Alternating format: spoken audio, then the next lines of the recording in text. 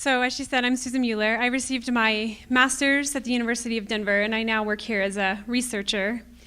When I started my graduate degree several years ago, I expressed an interest in biomedical technology, and the dean of the College of Engineering and Computer Science, Dean Ramesh Reshi, had been approached by Dr. Stephen Albert from the Veterans Affairs Hospital here in Denver about a gap he saw in the market in the way we're treating diabetic foot ulcers.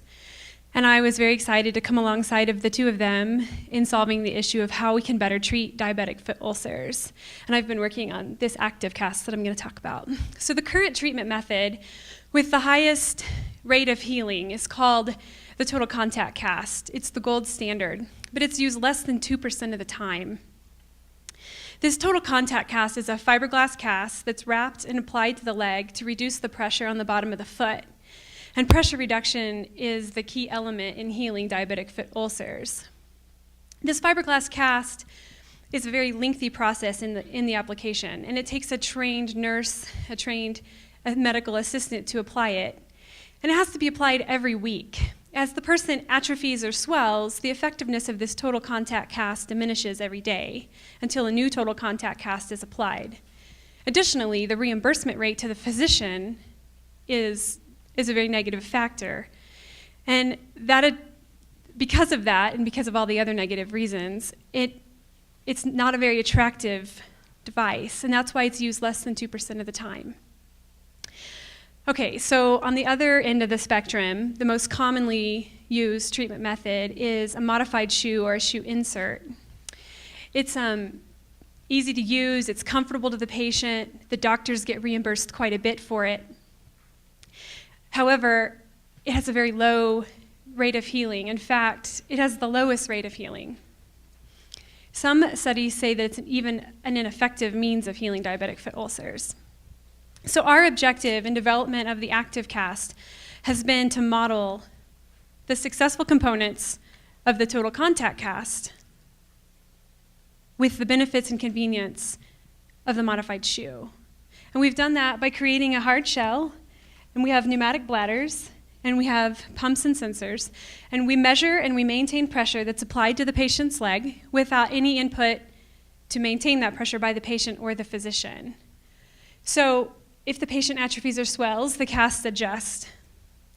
So a doctor would apply this, set the pressure in the 5 bladders, and then the cast would take care of the rest.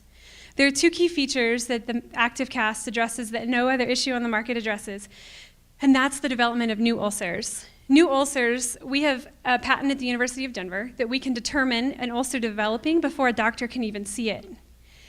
And that technology allows us to alert the patient that an ulcer is forming, and then we can locally reduce the pressure where the ulcer is forming to prevent the ulcer from full development.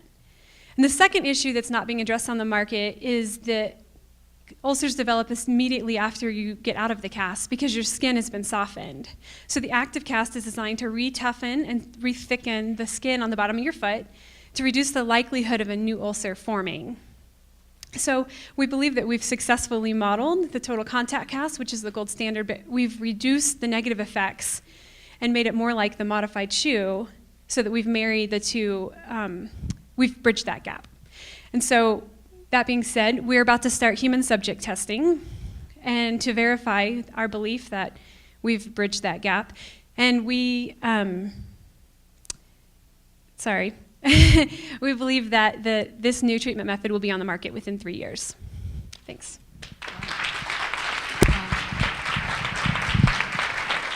All right, Susan, any questions for Susan? Yeah, good question. How long do they keep it on? I mean, is it when they get up in the morning until they go to bed at night? Yes, that's how all the treatment, she asked how long they keep it on. So all treatment methods, it's worn until the ulcer is healed. So this would be worn just like the others are healed, but it maintains pressure, so it's going to heal faster is what we believe. They still go into the doctor and it tells them when it's healed. But maybe we should think about that. But it's preventative as well. Right. So if you think of kind of the all the implications of diabetes from a medical perspective and some of the issues as far as amputation and that further develop, this is a way to proactively prevent some of that. All right, pretty interesting. 70,000 people go through amputation. 70,000, yeah. Yeah. Have you figured out the gap, the reimbursement gap? We are talking about that. That is something we've been talking quite a bit about. That is not a simple issue. We will, once we apply for FDA approval and once we get a classification, that would set the stage for what kind of code, medical code we get. That's a very good question because that's the key to a successful product in the medical world. At least here in the United States it is. We could have a whole TEDx just on healthcare reform. Yeah, question over here. How do you detect the ulcers before you can see them, and how do you adjust the cast? That's a good question. We do that through temperature sensing.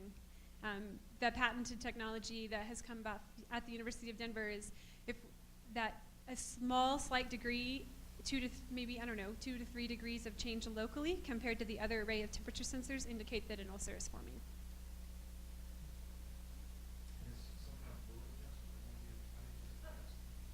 Okay, how do I adjust the cast? So with an ulcer, like one of the common areas where an ulcer would be forming is on the shin.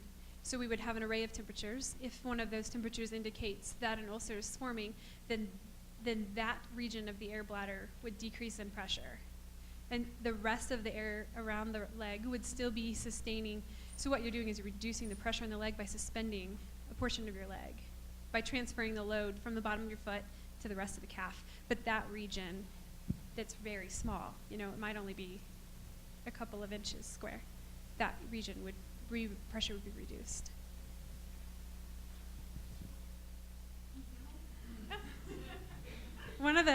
This is the demo. So you can just see it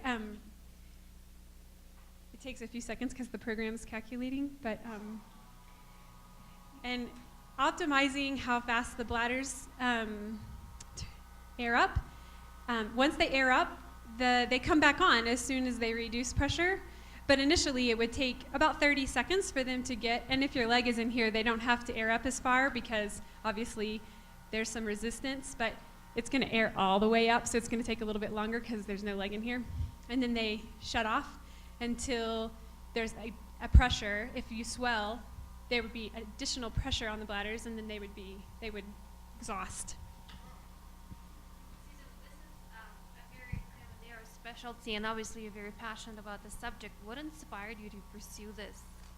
What inspired me? I got my undergraduate degree in mechanical engineering, and I really thought that I wanted to broaden that degree and to get a little bit more breadth, and so I sought my master's here at Denver University in mechatronics. But I knew that it's a mechanical electrical, it's kind of a fancy word that just means a hybrid of electrical engineering and mechanical, but I just knew that there was just a really growing problem with the age gap. I mean, what is it, the baby boomer generation, with all of them aging, and diabetes alone, is supposed to double by 2034. I really wanted to do a focus in a medical device, and honestly, this idea wasn't my idea. This was, like I said, this gap came from the physician, but I was just excited to be a part of it.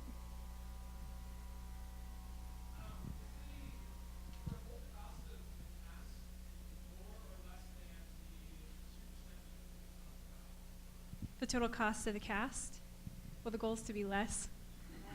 But the problem and the reason why the physician, there's two things. There's physician reimbursement rate and there's cost. And those aren't the same. Physician reimbursement rate comes by insurance code. I don't mean to be insulting, but I didn't know that. But there's codes, there's medical codes. And when you can get a medical code, some medical codes have a better reimbursement rate. So however much it costs minus the reimbursement rate is what the doctor makes. So, but part of the problem with the total contact cast is it's not a device code, it's an application code. And so you can't bill for application and devices, but instead of going into all that, it takes 45 minutes to apply, so the time on the total contact cast is the expensive part. Because it takes 45 minutes in the doctor's office, and they only get to bill for the application. So that, I don't know if that makes sense. It's actually quite a complicated answer, but it takes such a long time. Our reduction in cost is going to be by reducing the time it takes in the physician's office by being able to apply this and set it within 10 minutes. And that's bringing the patient in, debribing the wound, putting on the wound. The cast itself, 2 minutes, you know. So that's where we really believe we're going to save the cost.